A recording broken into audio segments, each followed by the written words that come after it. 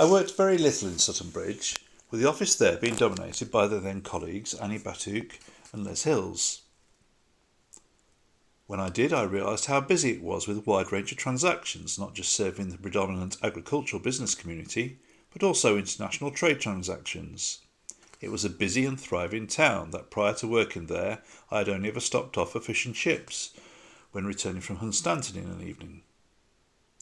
Possibly the most striking thing to me was people's accents. At that time, as you went from town to town, each area had a distinctly different accent, and in older people a different dialect, syntax and use of words. Voices in Sutton Bridge were nearly a Norfolk accent. As you came to Long Sutton, this became less so. Holbeach folk spoke different to Spalding or Bourne. As a child, I never realised I had an accent until I was playing on holiday with a boy in Torquay who lived in Devon, but went to private school. He kept getting me to say different words as he marvelled at my different pronunciation and to a degree took the piss out of it, like children do. Equally, I returned the favour, mocking his Devon poshness.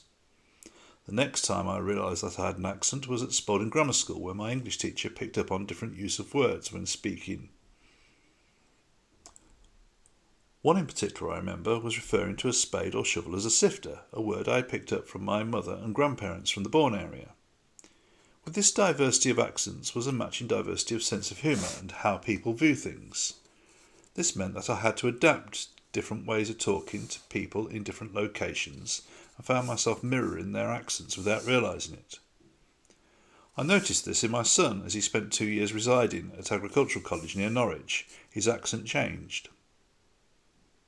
I also found that my accent was a giveaway if I did not adjust it, especially on 2 different occasions. Farmers told me, "You can't be from Lincolnshire, you talk funny." For some, Lincolnshire is a 20-mile radius. I did, however, appease one farmer of my local credentials as I sat in his house north of Lincoln and correctly identified Kenzie Thorpe as the painter of one of his pictures on the wall when most visitors thought it was Peter Scott. I explained that it was well known that at times Kenzie painted over the sketchwork on some Peter Scott's abandoned canvases, hence the similarities.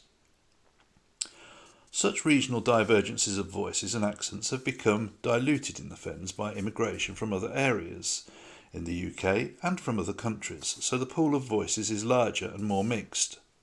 But I do smile when I hear English being spoken as a second language with traits of the regional accent.